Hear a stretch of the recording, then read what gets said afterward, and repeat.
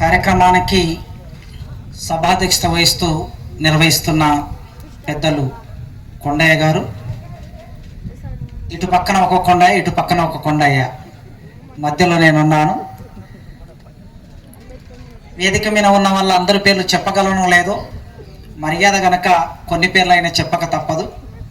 రాసిచ్చిన కొన్ని పేర్లు: మంగి విజయ్, బహదూర్, చెల్లెల గంగా, కళాకారు లక్ష్మణ్, గూట విజయ్, మంగనూరు వెంకటేష్, మాసయ్య గారు, శ్రీనివాసులు గారు, తిరుపతి గారు, గూట వెంకటయ్య గారు, రామచంద్రం గారు, వీరందరికీ వేదిక మీద ఉన్నారు.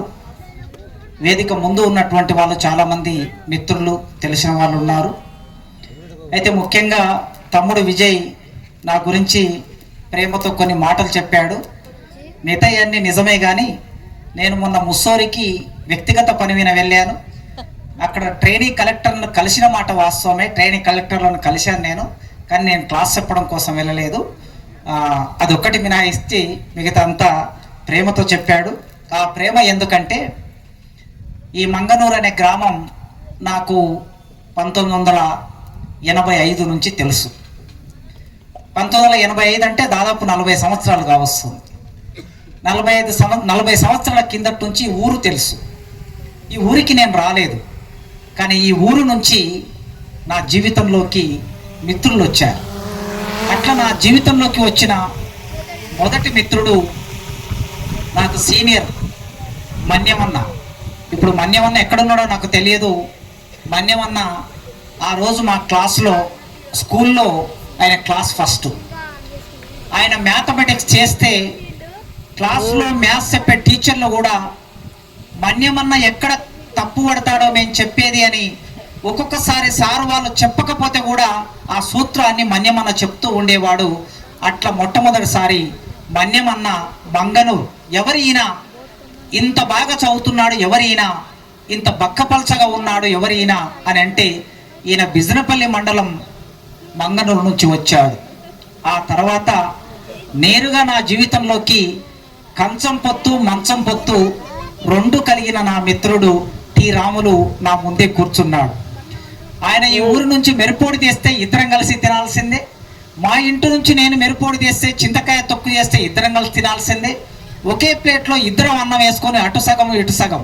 మా సార్ అంటుండే, ఏమిరా మీకు 2 ప్లేట్లు ఇచ్చినాం కదరా, మేము 2 ప్లేట్లలో తినొచ్చు కదా, ఎవరి ప్లేట్లో వాడు తినొచ్చు కదా అంటే ఆయన అట్లా తిట్టుకుంటూ వెళ్ళేవాడు. మేము నవ్వుకుంటూ మేము తినేవాళ్ళం, ఒకే మంచం మీద పడుకునే వాళ్ళం.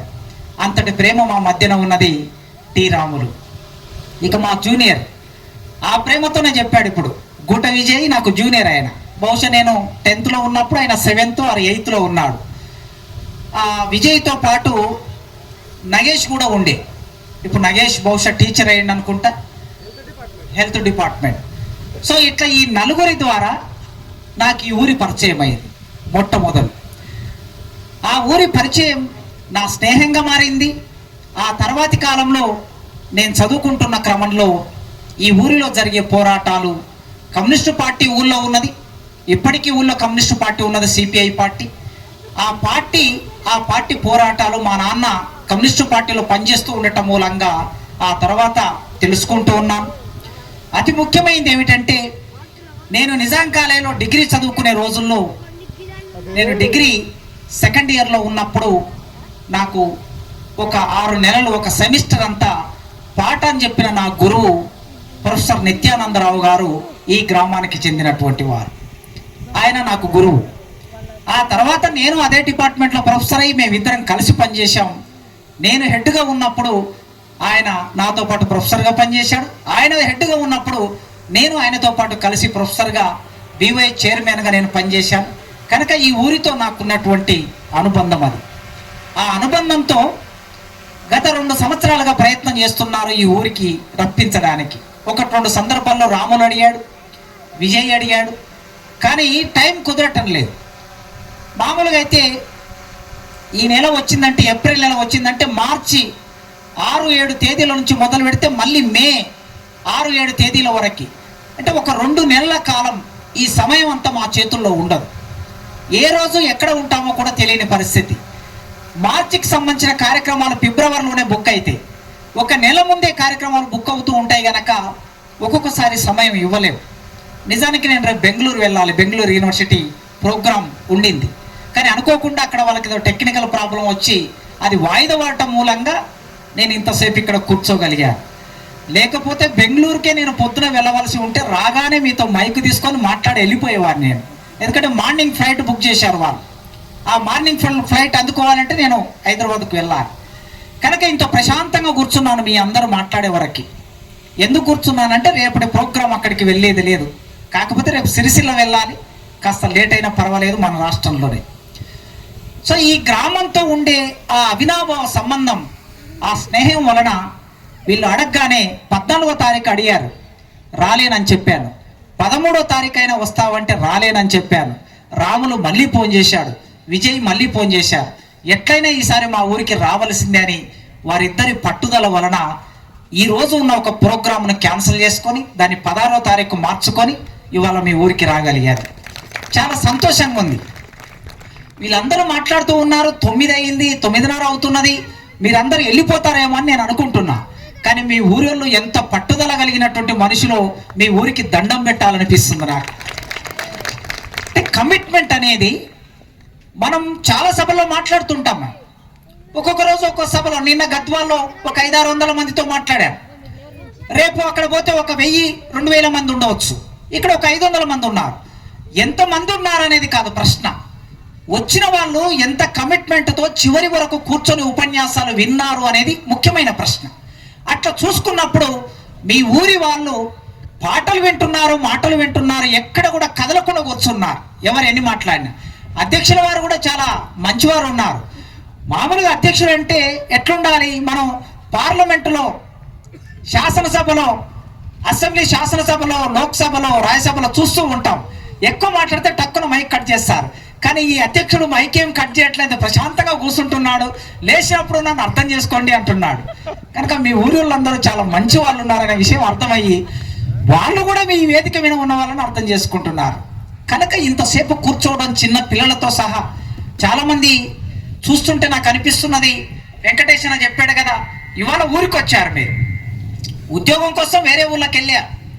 నేను కూడా మా ఊరిని వదిలేశాను, కానీ నెలకోసారి వెళ్తూ ఉంటాం మా ఊరికి. ఇవాళ ఉద్యోగాల కోసం బయటికి వెళ్ళిన వాళ్ళందరూ చాలామంది పిల్లలతో, వారి కుటుంబంతో, భార్యలు కూడా వచ్చినట్లుగా నాకు అనిపిస్తూ ఉన్నది. వచ్చా, ఈ ఊరిలో ఒక పండుగ జరుగుతున్నది అని వచ్చా. ఇదొక పండుగ. చాలా పండుగలు చేస్తాం మన జీవితంలో. ఏమేం పండుగలు చేస్తాం మీ అందరికీ తెలుసు. ప్రతి పండుగప్పుడు బంధువులు వస్తారు, కానీ ఆ పండుగ ఏ పండుగ మన పండుగ కాదు. ఇంతకుముందు నా మిత్రుడు, కవి మిత్రుడు, 20-25 సంవత్సరాలుగా ఇద్దరం కలిసి ఒకే సంఘంలో, విప్లవ రచయితల సంఘంలో పనిచేస్తున్నాం. పరిమలు మట్టిగంప అనే పుస్తకం రాశాడు. ఆయన చెప్పాడు ఇంతకుముందు, కులం ఎట్లా పుట్టింది, జీవితం ఎట్లా మారింది, మన పండుగలు కాదు, మన సంస్కృతి కాదు, మన ఆచారం కాదు, కానీ దాంట్లోకి మనల్ని ఎట్లా దింపాడని నా మిత్రుడు చెప్పాడు. ఆయన మట్టిగంప పుస్తకం కవిత్వం చదివితే, మీరు ఎవరైనా అవకాశం ఉంటే చదవండి. పుస్తకాలకి పేర్లు ఎట్లా పెట్టారు పాతకాలంలో, మేఘ సందేశం, అంశతో సందేశం, రకరకాల పేర్లు పెట్టారు. కానీ ఆయన మట్టిగంప, మట్టి తట్టని నెత్తిన పెట్టుకొని పోయే మన జీవితం ఒకటి ఉంటుంది. ఆ జీవితాన్ని, దాన్ని మట్టిగంప అనే పేరు మీద పుస్తకం రాసి భవిష్యత్ తెలుగు సాహిత్యంలో ఆ పేరు మీద ఇప్పటి వరకు ఎవ్వరు ఆ పేరు పెట్టి రాయలేదు. మట్టిగంప అనే పేరుతో రాయలేదు. అంతేకాకుండా ఆయన డెడ్డెనక డెన్న అనే పుస్తకం రాశాడు. మరోటి డెడ్డెనక డెన్న. మనం వస్తూ ఉంటే ర్యాలీలో డప్పు కొట్టారు. ఈ డప్పుకు ఒక సంగీతం ఉంటుంది. మాదిగ కులంలో పుట్టిన డప్పు 32 కళల్ని డప్పు మీద పలికించగలిగిన శక్తి ఉన్నది ఆ డప్పుకు. ఆ డప్పులో ఒకానొక ఆ స్వరం డెడ్డెనక డెడ్డెనక డే, డెడ్డెనక డి, డెడ్డెనక డెన్న అట్లా వెళ్తూ ఉంటుంది. ఆ స్వరాన్ని పట్టుకొని ఆయన పుస్తకం రాశాడు నా మిత్రుడు పరిమల్. ఇంకా చాలా పుస్తకాలు రాశాడు. కనుక కులానికి, పుట్టుకకు సంబంధించి ఎవడెవడు ఎక్కడి నుంచి వచ్చాడు, మనల్ని ఎట్లా స్వాధీనం చేసుకున్నారు ఆయన చెప్పాడు ప్రారంభంలో. మనిషిని స్వాధీనం చేసుకోవటం అనేది భారతదేశంలో 1000 సంవత్సరాల కిందట జరిగింది. మనిషి స్వాధీనం కావటం అంటే భౌతికంగా మనం స్వాధీనం కావటం కాదు, మన మెదడు స్వాధీనం కావటం. ఒక్కసారి మనం మెదడు స్వాధీనం అయిన తర్వాత మనం చేసే ప్రతి పని వాళ్ళ చేతుల్లో ఉంటుంది. ఇది మంచి చెడు అని ఆలోచించకుండా వాళ్ళ చేతుల్లో మనం నడుస్తూ ఉంటాం. ఎన్ని మాట్లాడినా, వేదిక మీద ఎన్ని మాట్లాడినా, వేదిక కింద ఎన్ని మాట్లాడినా కూడా చాలా సిద్ధాంతాలు చెప్పే వాళ్ళు కూడా చిట్ట చివరికి మనం మళ్ళీ ఎక్కడికి వస్తామంటే, ఒక పండుగ చేసుకోవాలన్నా, పెళ్లి చేసుకోవాలన్నా, పూజ చేసుకోవాలన్నా, ఇల్లు కట్టుకోవాలన్నా, ఇంట్లో ఎవరైనా చనిపోయినా, బిడ్డ సమర్థాడినా, ఏమి జరిగినా మళ్ళీ ముహూర్తం ఎక్కడ పెట్టుకోవాలంటే ముహూర్తం అక్కడనే పెట్టుకోవాలి, వాళ్ళ ఇంటికే వెళ్ళాలి. ఇది అనివార్యం అవుతున్నది జీవితంలో. ఎందుకు అనివార్యం అవుతున్నది? వేదిక మీద మాట్లాడే వాళ్ళు కూడా అనివార్యంగా వెళ్ళవలసిన పరిస్థితి. భార్య ఒప్పుకోలేదనో, తల్లిదండ్రులు ఒప్పుకోలేదనో, అమ్మ బాధపడుతుందనో మళ్ళీ మనం వాళ్ళ ఇంటి దగ్గరికి వెళ్ళి ముహూర్తం చూసుకొని వచ్చే పరిస్థితి ఉన్నది. ఎందుకంటే వేల సంవత్సరాల కిందటనే మన మెదడును వాడు స్వాధీనంలోకి తీసుకున్నాడు. ఆ స్వాధీనంలోకి తీసుకోవటం మూలంగా వాళ్ళు చెప్పినట్లే మనం ఆడుతూ ఉన్నాం, వాళ్ళు చెప్పినట్లే మనం ఆలోచిస్తూ ఉన్నాం, వాళ్ళు చెప్పినట్లే మనం సంచరిస్తూ ఉన్నాం, వాళ్ళు చెప్పినట్లే మన జీవితాన్ని నిర్మాణం చేసుకుంటూ ఉన్నాం. ఆ క్రమంలోనే అన్ని పండుగలు మనం చేస్తాం. ఈ పండుగలు ఏవి మన పండుగలు కాదు. కానీ మనదైన ఒక పండుగ వచ్చినప్పుడు మనం ఎంత కమిట్మెంట్గా ఉండాలి, ఎంతమందిని సమీకరించాలి, ఎంత బాగు చేయాలి అని అనుకున్నప్పుడు ఇవాళ మీరు ఇంత సంతోషంగా అంబేద్కర్ జీవితానికి సంబంధించి, పూలే జీవితానికి సంబంధించి వాళ్ళ ఆలోచనల పండుగ. నిన్న గద్వాల్లో కూడా వాళ్ళు సభ పేరు ఎట్లా పెట్టారంటే బ్యానర్ మీద అంబేద్కర్ ఆలోచనల పండుగ అని పెట్టారు. ఆలోచనలకు పండుగ ఉంటుందా అంటే నేను చాలా ఆశ్చర్యపోయాను ఆ పదప్రయోగం వలన. ఆలోచనలకు పండుగ ఉంటుందంటే నిజమే, మన ఆలోచనలు వాడి చేతిలోకి తీసుకున్నాడు. తిరిగి మళ్ళీ మన ఆలోచనలోకి మనం రావాలంటే ఆ ఆలోచనకు ఒక పండుగ ఉండాలి, ఆ ఆలోచనకు ఒక పాట ఉండాలి, ఆ ఆలోచనకు ఒక జీవితం ఉండాలి. అట్లా ఇప్పటి వరకు మనం చేస్తున్న పండుగలన్నీ చిట్ట చివరికి బొడ్రాయి పండుగతో సహా మీ ఊళ్ళో కూడా చేసినట్లున్నారు. బొడ్రాయి పండుగ రాష్ట్రమంతా చేస్తున్నారు, 2 తెలుగు రాష్ట్రాల్లో చేస్తున్నారు. ఈ బొడ్రాయి పండుగ అనేది ఎన్నడైనా ఉన్నదా? వేదిక మీద పెద్దవాళ్ళు ఉన్నారు, వయసులో రిటైర్డ్ అయినటువంటి వాళ్ళు చాలా మంది ఉన్నారు. మనకు బైండ్ల వాళ్ళు ఉంటారు, మాదిగోళ్ళకైతే బైండ్ల వాళ్ళు ఉంటారు, మాలోళ్ళకంటే ఒక్కొక్క ప్రాంతంలో ఒక్కొక్కరు మాలదాసలు ఉంటారు. ఈ ప్రాంతం మన మహబూబ్నగర్ జిల్లాలో ఇంకొక పంబాల వాళ్ళు ఉంటారు, కరీంనగర్, వరంగల్ పోతే పూజారులు వీళ్ళు. బొడ్రాయి పెట్టే సందర్భం వచ్చినప్పుడు ఊరికంతా పూజారులు వాళ్ళు, బైండ్లు. ఊరన్నప్పుడు బొడ్రాయి ఉంటుంది, మనిషి అన్నప్పుడు మన మాయముంత ఉంటుంది కదా. మనం పుట్టినప్పుడు మన మాయి తీసుకెళ్ళి ఎక్కడైతే పెడతారో అది మన మాయముంత. మన మాయముంత అంటే మనం పుట్టిన ఊరు, ఊరికి ఒక బొడ్రాయి అట్లే మాయముంతలా ఉంటుంది. బొడ్రాయి వచ్చినప్పుడు ఒక రాయిని తీసుకొచ్చి నాటడం అనేది అది ఒక పూర్వకాలం నుంచి వచ్చినటువంటి ఒక నమ్మకం. ఆ నమ్మకం, అది దేవుడు అనే భావన ఇప్పుడు బయటకు వస్తున్నది. బొడ్రాయిని దేవుడు అని ఎన్నడూ భావించాలి. పెళ్లి చేసుకొని వెళ్ళేటప్పుడు కొత్త పిల్ల, కొత్త కోడలు లేదా కొడుకు ఇద్దరు వచ్చేటప్పుడు లేదా పోయేటప్పుడు వాళ్ళిద్దరిని అక్కడ నిలబెట్టి కాస్త బొట్టు పెట్టి ఒక కొబ్బరికాయ కొట్టి పంపించడం, లేకపోతే ఇంకెప్పుడైనా పండగ చేసుకున్నప్పుడు ఒక యాటను కోయడం, ఒక కోడి పుందును కోయడం, ఇది మాత్రమే తెలిసిన మనకు బొడ్రాయిని ఒక పండుగగా నడిపే ఆలోచనని ఈ దేశంలో, ఈ రాష్ట్రంలో వ్యాపింపజేశారు. అది పండుగ అయిపోయింది. నిజానికి ఆ పండుగ చేసే దగ్గర బైండ్ల అయినా ఉన్నాడా ఇప్పుడు అంటే, రాష్ట్రంలో బైండ్ల వాళ్ళు చాలా మంది నాకు ఫోన్లు చేస్తూ ఉంటారు. కనీసం నెలకొక్కరైనా చేస్తారు. సార్, మా ఊళ్ళో ఎక్కడో శక్తిపీఠం నుంచి, తమిళనాడు నుంచి శక్తిపీఠం నుంచి 5 మంది బ్రాహ్మణులు వచ్చారు. చివరికి మేము చదువుకున్న మా లింగాలకి తమిళనాడు నుంచి 5 మంది బ్రాహ్మణులు పిలిపించి 10 లక్షలు వాళ్ళ చేతుల్లో పెట్టారు. లింగాలలో ఉన్న బైండ్ల వాళ్ళకి ఉపాధి కోల్పోయారు. ఇట్లా నేరుగా ఒక్కొక్క సందర్భంలో గతంలో మనం చేసే పండుగలు మన పండుగలు కావు, ఇప్పుడు చేయబోయే పండుగలు మన పండుగలు కావు. మన ఆలోచనలు వాళ్ళ చేతుల్లోకి, మెదడును వాళ్ళ చేతుల్లోకి తీసుకొని మన మెదడులో ఒక్కొక్క విత్తనం వేస్తూ ఉన్నారు. ఈ విత్తనం వేసే సందర్భం వచ్చినప్పుడు దీనికి వ్యతిరేకమైన ఆలోచనలు ఎప్పుడు మొదలై ఉంటాయి? ఎప్పుడు మొదలై ఉంటాయి అంటే, పరిమళ చెప్పినట్లు ఒక 4000 సంవత్సరాల కిందట, 3000 సంవత్సరాల కిందట ఒక నడుచుకుంటూ వస్తున్నాడు. ఇట్లా నడుచుకుంటూ రోడ్డు మీద నడుచుకుంటూ వస్తూ ఉన్నాడు. నడుచుకుంటూ వస్తూ ఉంటే ఇటుపక్క ఒక 10 మంది, ఇటుపక్క ఒక 10 మంది ఉన్నారు. కొద్ది దూరం వచ్చాక ఎదురుగా ఒక ఆయన వస్తూ ఉన్నాడు. మాచిపోయిన బట్టలు కట్టుకొని, గడ్డం పెరిగి, మాచిపోయిన గడ్డంతో ఎంటకలు పెరిగి, తలస్నానం చేయలేక, నూనె పెట్టుకోలేక ఒక మనిషి ఇట్లా ఎదురుగా నడుచుకుంటూ వస్తూ ఉన్నాడు. ఈయన వాడిని చూశాడు. కొద్ది దూరం వెళ్ళాక, ఎవరు వాడు అన్నాడు. వాడు ఒక చండాలుడు అని పక్కనున్న వాడు చెప్పాడు. వెంటనే మనిషి, చండాలుడా వైదొలుగుము అన్నాడట. అంటే ఆ మాచిపోయిన బట్టలు కట్టుకున్న చండాలుడు ఒక ప్రశ్న వేశాడు. అయ్యా మహానుభావ, నన్ను వైదొలగమంటావా, నా ఆలోచనను వైదొలగమంటావా అన్నాడు. ఈ రోడ్డు మీద వస్తున్న నన్ను వైదొలగమంటావా, నా ఆలోచనను వైదొలగమంటావా? అప్పుడు వైదొలగమని అన్నవాడు ఆశ్చర్యానికి గురయ్యాడు. వీడేమిటి చండాలుడు అనుకుంటే, అంటరాని వాడు అనుకుంటే, ఎవడో శూద్రుడు అనుకుంటే వైదొలగమని అంటే వీడు నాకు ప్రశ్న వేస్తున్నాడేమిటి? పైగా వేసిన ప్రశ్న శరీరాన్ని వైదొలగమంటావా, ఆలోచనలు వైదొలగమంటావా అని అంటే, ఒకవేళ నా శరీరం వైదొలిగితే నేను దూరంగా వెళ్తాను, కానీ రోడ్డు మీద నడుచుకుంటూ వెళ్ళాలని నా ఆలోచన మాత్రం రోడ్డు మీదే ఉంటుంది. అప్పుడైనా నీకు అంటొస్తుంది. లేదు, నా ఆలోచనలు దూరం పంపిస్తా, నేను ఇక్కడ ఉంటా, నా శరీరం వలన కూడా నీకు అంటొస్తుంది. ఇప్పుడు ఏం చేయమంటావని అడిగితే అప్పుడు ఈ వైదొలగమన్నోడు, ఒరే మహానుభావుడా, నువ్వు మామూలుడివి కాదరా, సాక్షాత్తు ఆ మహావిష్ణువు నన్ను పరీక్షించమని నిన్ను పంపించాడని చండాలుడి కాలు పట్టుకున్నాడు శంకరాచార్యుడు. కాలు పట్టుకున్నాడు శంకరాచార్యుడు. ఈ దేశంలో ప్రశ్న వేసిన ప్రతి ఒక్కరిని వీళ్ళందరూ, ఈ బ్రాహ్మణులు ఏం చేశారంటే దేవుళ్ళుగా మార్చేశారు. మన చెల్లాడు ప్రశ్న వేస్తేమని దేవుని చేశారు, బుద్ధుడు ప్రశ్న వేస్తేనే దేవుని చేశారు, అంబేద్కర్ ప్రశ్న వేస్తే ఇంకొక 10-15 సంవత్సరాల కాలంలో అంబేద్కర్ దేవుడు అయిపోయే ప్రమాదం ఒకటి మన దేశంలో కొనసాగుతుంది కావచ్చు.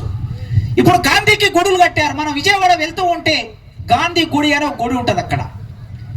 రేపు అంబేద్కర్ కూడా గుడులు కట్టొచ్చు, అక్కడ పూజారులను పెట్టి అంబేద్కర్ దేవుని చేయొచ్చు.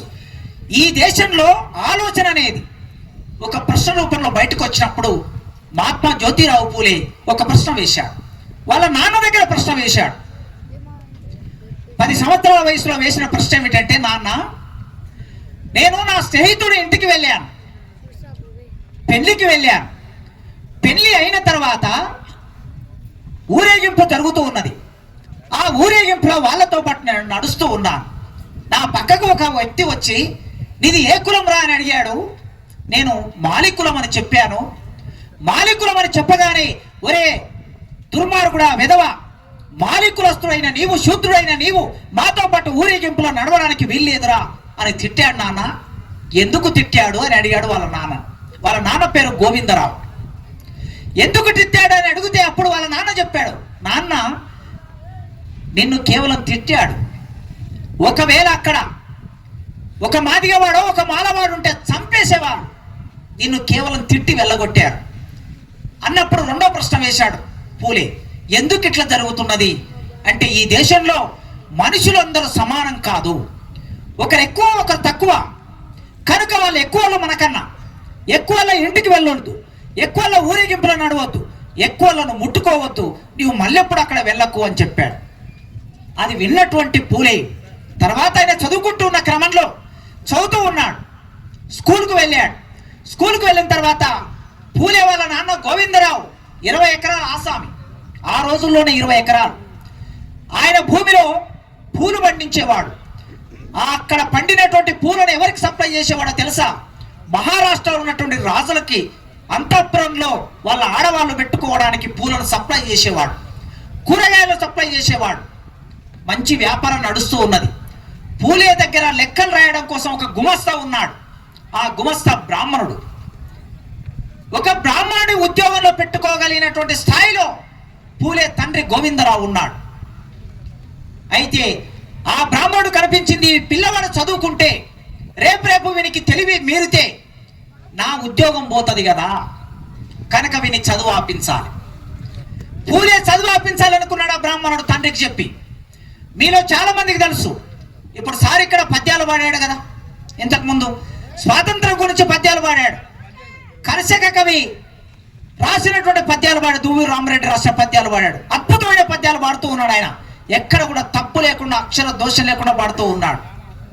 ఆ రోజుల్లో ఈ కొండయ్య గారిని, ఆ సార్ను, వీళ్ళందరినీ కూడా దూరం పెట్టారు కదా. ఇదేమో ఎప్పుడో 1000 సంవత్సరాల కిందట, 100 సంవత్సరాల కిందట జరిగింది కాదు కదా. కేవలం ఒక 40 ఏళ్ల కిందట, 50 ఏళ్ల కిందట జరిగిన సంఘటన మన కళ్ళ ముందు చెప్తూ ఉన్నాడు. అంటే మనిషిని మనిషిగా చూసే తెలివి ఉన్నప్పుడు ఆ తెలివిని అణిచివేసే ఒక్కొక్కప్పుడు అంటూ ఉండేవాళ్ళు పెద్ద కులాల వాళ్ళు. ఏమనేవాళ్ళంటే, ఏమయ్యా ఎంకయ్య, పుల్లయ్య, మల్లయ్య, నీ కొడుకును బడికి పంపిస్తున్నావు, జీతం పెట్టకపోయినావు, బడికి పంపిస్తే ఏమొస్తుందయ్యా, నీ కొడుకు చదువుకుంటే రేపు నీ మాట వినడు. నీ కొడుకు చదువుకుంటే నువ్వు చెప్పిన పిల్లను పెళ్లి చేసుకోడు. నీ కొడుకు చదువుకుంటే వ్యవసాయం చేయడు, ఎక్కడికో వేరే దగ్గరికి వెళ్ళి ఉద్యోగం చేస్తాడు. కనుక జీతం పెడితే నీకు డబ్బులు వస్తాయి కదా అని చదువు మానిపించేవాళ్ళు. దాని అర్థం ఏమిటంటే మనం చదువుకోవద్దని, మనం చదువుకుంటే ఆలోచిస్తామని, మనం ఆలోచిస్తే రేపు వాడి అధికారం చెలాయించబడదని, మనం ఆలోచిస్తే వాడికి ఎదురు తిరుగుతామని. ఇది అన్ని ఊర్లలో జరిగింది, ఇప్పటికీ ఇంకా కొన్ని ఊర్లలో జరుగుతూ ఉన్నది. ఇది 200 సంవత్సరాల కిందట కూడా ఇదే జరిగింది. పూలేను చదువు మానిపించాడు ఆ బ్రాహ్మణుడు, వాళ్ళ నాన్న చెప్పి చదువు మానిపించాడు. మానిపిస్తే పూలే వ్యవసాయ పనులు చేయడం మొదలు పెట్టాడు. ఆ వ్యవసాయ పనులు చేస్తూ చేస్తూ 12 ఏళ్ల వయసులో పెళ్ళయింది. ఈ 12 ఏళ్ల వయసులో పెళ్ళైనప్పుడు భార్యను తీసుకొని వచ్చాడు. ఒకరోజు భార్య ఇంట్లో కూర్చొని దీపం ముందు ఒక పుస్తకం పెట్టుకొని చూస్తూ ఉంది. ఇంతకుముందు చెల్లి గంగ పాట పాడింది కదా, పుస్తకం చూస్తుంది ఆమె. పూలే బయట నుంచి ఇంటికి వచ్చాడు. ఆయన ఏం పెద్ద వయసు కాదు, 13, 14, 12 ఈ మధ్య వయసే. నీకు చదువు వచ్చా అని అడిగాడు అమ్మాయిని. ఆ అమ్మాయి వెంటనే నాకు చదువు రాదు అన్నది. మరి చదువు రాకపోతే పుస్తకం ఎట్లా చదువుతున్నామన్నాడు. అడిగాడు. నేను పుస్తకం చదవటం లేదు, పుస్తకాన్ని చూస్తున్నా. ఏం చూస్తున్నావు? బొమ్మలు చూస్తున్నా. చదువు రాని మన పిల్లలందరూ ఓ 30-40 ఏళ్ల కిందట పుస్తకాల్లో బొమ్మలు చూసేవాళ్ళం మనం. కనుక బొమ్మలు చూస్తున్నాను చెప్పగానే ఏం బొమ్మలు ఉన్నాయి అందులో? ఒక మనిషిని సిలువకు వేలాడదీసి మేకులు దిగ్గొడుతుంటే రక్తం గారుతూ ఉన్నది. అయినా ఆ మనిషి ఏమంటున్నాడో తెలుసా? వారు ఏమి చేయుచున్నారో వారికి ఎరుకలేదు, పాపులను మన్నించు పరిశుద్ధాత్మ గల ప్రభువా అని ఉంది. ఆ రక్తం గారుతున్న మనిషి ఏం మాట్లాడుతున్నాడు? ఆయన రక్తం గారేటట్లు మేకులు దిగ్గొట్టిన వాళ్ళని క్షమించమని అడుగుతూ ఉన్నాడు. అసలు ప్రపంచంలో ఇట్లాంటి మనుషులు ఉంటారు ఎక్కడైనా? ఆ బొమ్మ ఆకర్షించింది. మరో పేజీ తిప్పేస్తే గాయపడిన ఒక గొర్రెపిల్ల. ఆ గొర్రెపిల్ల గాయపడితే గొర్రెపిల్లను చేతిలోకి తీసుకొని దానికి కట్టుకడుతున్నాడు ఒక మనిషి కాలుకు. రక్తం గారుతున్నాయి, ఆ కాలుకు కట్టుకడుతున్నాడు. ఆ బొమ్మ నచ్చింది. ఇట్లా చూస్తూ ఉన్నప్పుడు పూలే అడిగాడు, చదువుకుంటావా నీవని అడిగాడు. చదువుకుంటానని చెప్పింది. ఆ భార్యని రోజు పొలం పనికి తీసుకెళ్లిన అతడు మధ్యాహ్నం పూట పని అయిపోయాక మధ్యాహ్నం పూట వేప చెట్టు కింద కూసబెట్టి మరాఠీలో అక్షరాలు నేర్పడం మొదలు పెట్టాడు. మరాఠీ నేర్పించాడు, హిందీ నేర్పించాడు, ఇట్లా కొన్ని లెక్కలు నేర్పించాడు. నేర్పించిన తర్వాత ఒక రోజు ఆమెను కూర్చోబెట్టి, నేను నీకు భర్తను గనక నీకు నేను నేర్పించా, కానీ నీలాంటి అమ్మాయిలు చాలా మంది దేశంలో చదువుకోకుండా ఉన్నారు, చదువు లేకుండా ఉన్నారు. ఈ దేశంలో బ్రాహ్మణులు రాసి పెట్టిన పుస్తకాల్లో ఏముందో తెలుసా? మనువాదం అని ఒక పుస్తకం ఉన్నది. ఆ పుస్తకంలో 8వ చాప్టర్ ఉన్నది, 8వ అధ్యాయం ఉన్నది. ఆ అధ్యాయంలో స్త్రీల గురించి రాశారు. ఏం రాశారంటే, చదువుకున్న ఆడది ఇంట్లో ఉంటే, చదువుకున్న ఆడది అన్నం వండి ప్లేట్లో అన్నం పెడితే, ఇస్తరాకులో అన్నం పెడితే, ఆ ఇస్తరాకులో పెట్టినటువంటి అన్నం పురుగులుగా మారిపోతుందని రాశారండి. ఆ మెతుకులు పురుగులుగా మారిపోతాయి.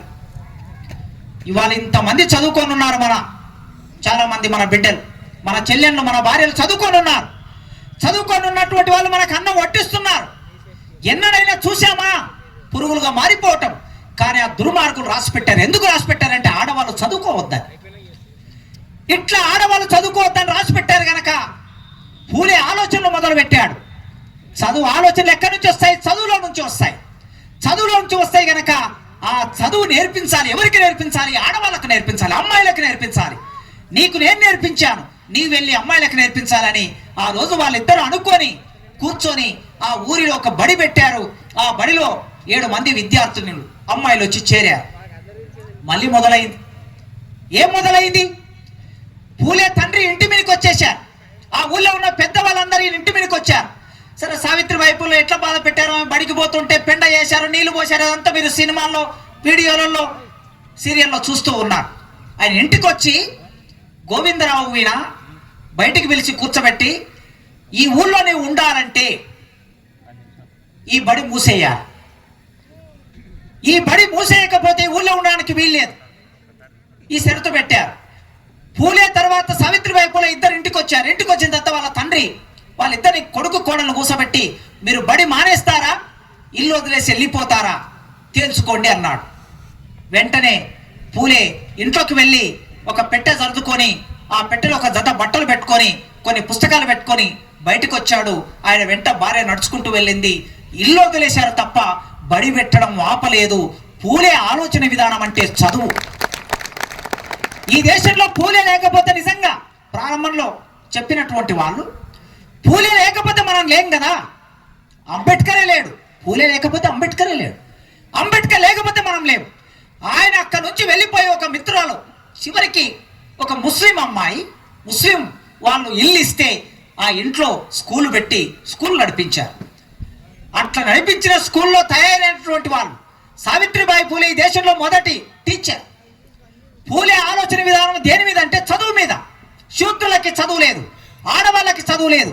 కనుక శూద్రులు ఎంతమంది ఉంటారు ఈ దేశంలో? 53% ఉంటారు. అంటే ఎస్సీ ఎస్టీ బీసీలు అనే అర్థంలోనే చెప్తున్నా నేను. మిగతా కులాలు కూడా శూద్రులే. బ్రాహ్మణులు, వైశ్యులు, రాజులు ఈ ముగ్గురు తీసేస్తే మిగతా అందరూ శూద్రులే. ఒక రకంగా 97% శూద్రులే ఉంటారు. వీళ్ళందరికీ చదువు కావాలని ఆలోచించిన వాడు మహాత్మా జ్యోతిరావు పూలే. అట్లా చదువు చెప్పిన వాడు భార్యకు చదువు చెప్పి భార్య ద్వారా పాఠశాల పెట్టించాడు. ఇవాళ మహాత్మా జ్యోతిరావు పూలే వైపు ఉన్నాడు. ఈ బ్యానర్ మీద వైపు మహాత్మా జ్యోతిరావు పూలే ఉన్నాడు. ఎవరైనా మాలికులం అంటే మహారాష్ట్రలో మాలికులం, తెలంగాణ ప్రాంతానికి లేదా ఆంధ్రప్రదేశ్కి వస్తే మాలికులం అంటే ఏమై ఉంటుంది? తెలుగోళ్ళు, ముదిరాజులు. ఇక్కడ మనం అక్కడికి ఇక్కడికి ఆ కులాన్ని చూసుకుంటే ఇక్కడ ముదిరాజులు. ముదిరాజు కులంలో పుట్టినటువంటి మహాత్మా జ్యోతిరావు పూలే ఈ దేశంలో వెలుగునందించాడు, మనందరికీ వెలుగునందించాడు. ఆయన మహారాష్ట్రలోనే పుట్టాడు. ఆయన 1890లో చనిపోతే 1891లో ఇక్కడ అంబేద్కర్ పుట్టాడు. ఆయన సమాధి మీద మొలిచినటువంటి ఒక అద్భుతమైన జ్ఞానం మొక్క డాక్టర్ బిఆర్ అంబేద్కర్. అంబేద్కర్ పుట్టి పెరుగుతున్న క్రమంలో ఒక శూద్రుడైనటువంటి ఒక బీసీ కులానికి చెందిన, ముదిరాజు కులానికి చెందిన పూలే వేసినటువంటి మొక్క అది.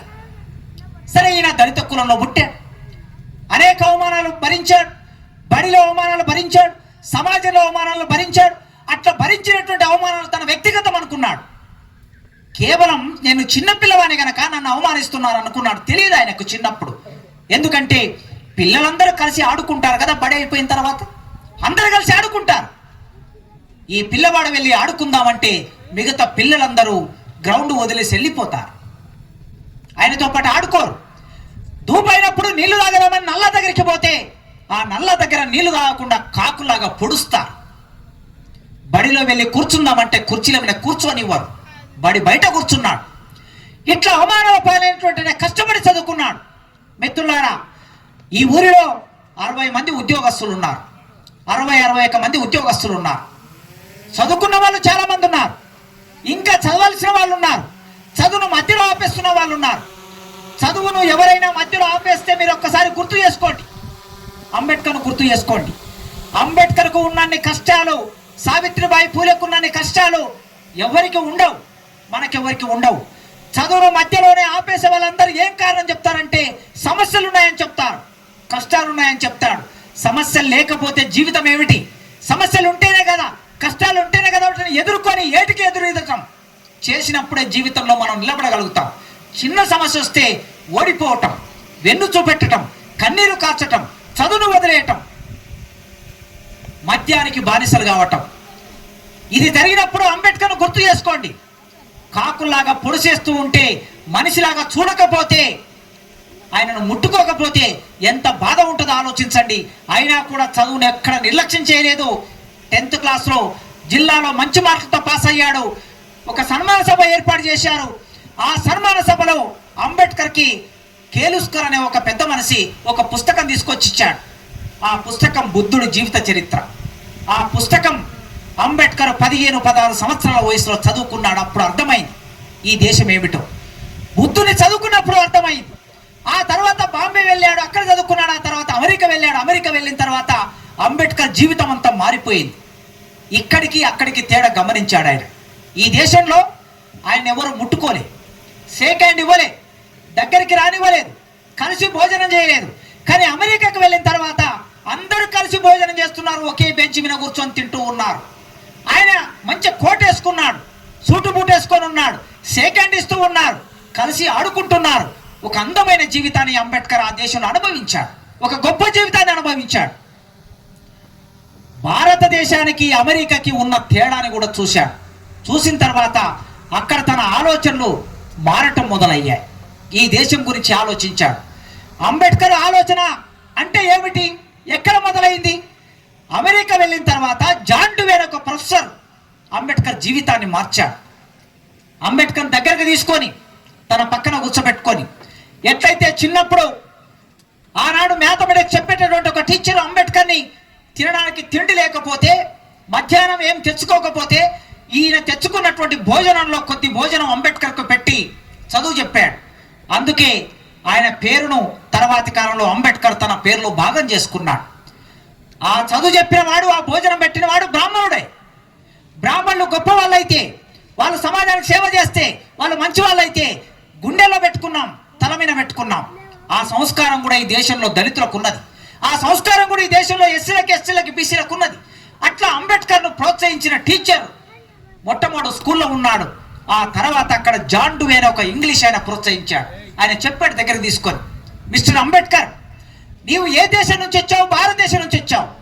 నీవు అక్కడ ఏ కులం నుంచి వచ్చావు? శూద్ర కులంలో పంచమ కులం నుంచి వచ్చావు, శూద్రుల్లో పంచమ నుంచి వచ్చావు. కనుక నువ్వు చేయవలసింది ఏమిటంటే, నువ్వు ఒక పేపర్ రాయా.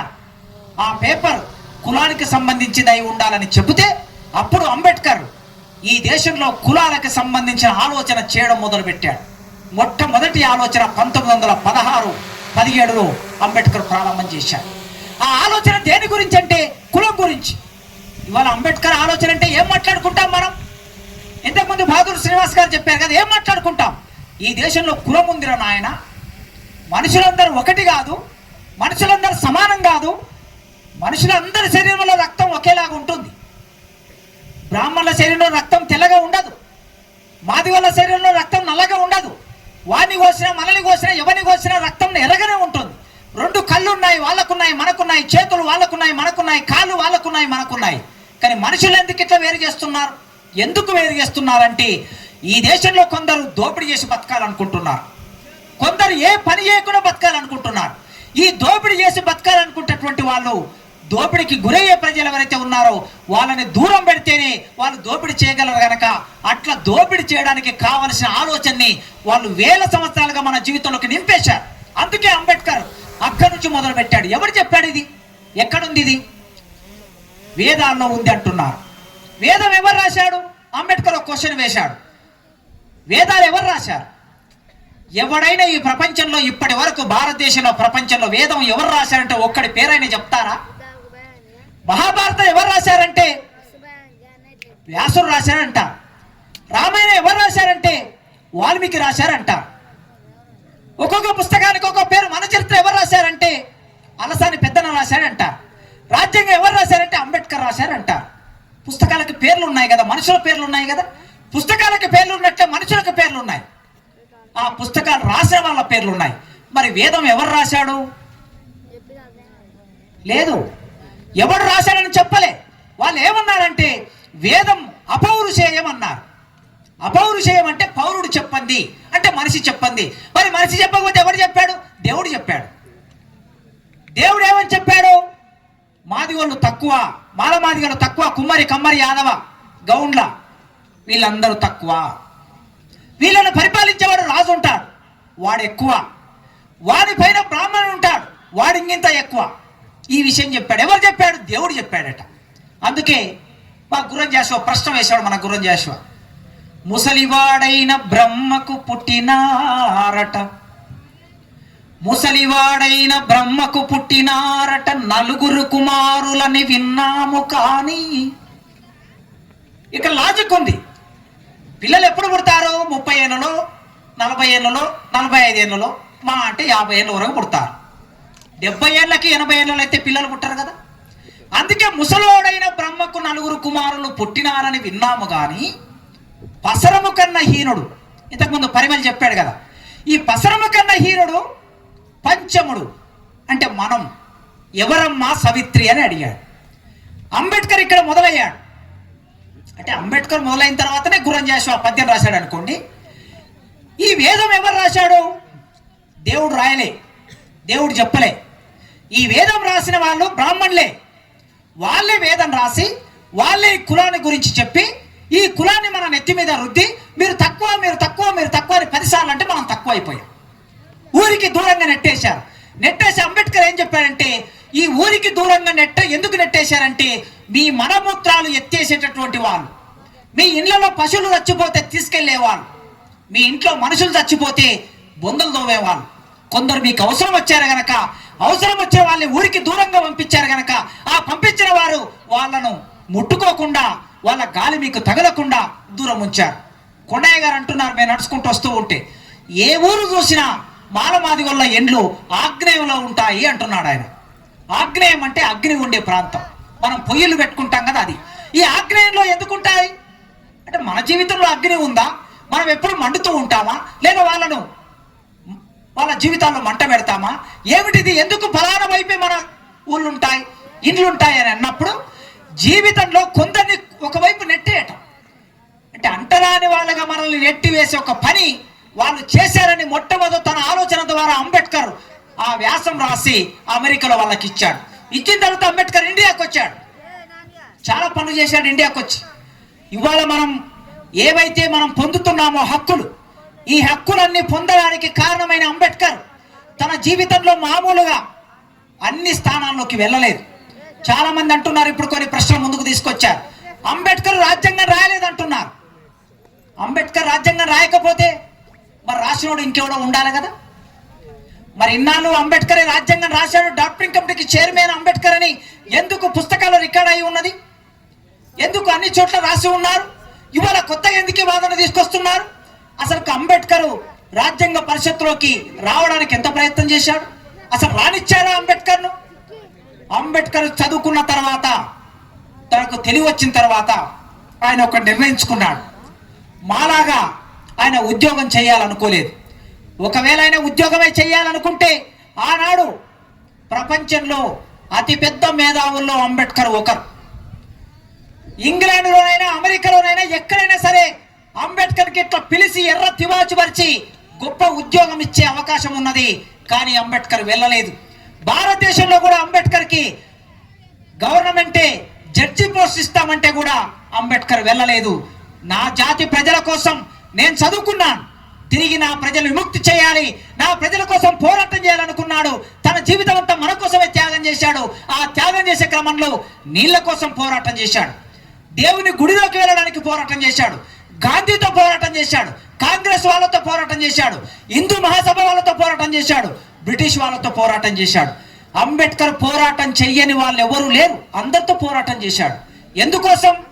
మన కోసం చేశాడు పోరాటం. ఆ పోరాటంలో ఇంగ్లాండ్ వెళ్ళి, బహదూర్ గారు చెప్పారు కదా, ఇంగ్లాండ్ వెళ్ళి రౌండ్ టేబుల్ సమావేశాల్లోకి వెళ్ళినప్పుడు ప్రపంచం అంతా భారతదేశం వైపు చూస్తూ ఉన్నది, ప్రపంచం అంతా అంబేద్కర్ వైపు చూస్తున్నది, అంబేద్కర్ ఏం మాట్లాడతాడని చూస్తూ ఉన్నది. భారతదేశంలో రౌండ్ టేబుల్ సమావేశాల్లోకి వెళ్లకుండా ఇక్కడనే ఉండిపోయిన గాంధీ అండ్ కాంగ్రెస్ కూడా అంబేద్కర్ వైపు చూస్తూ ఉన్నారు.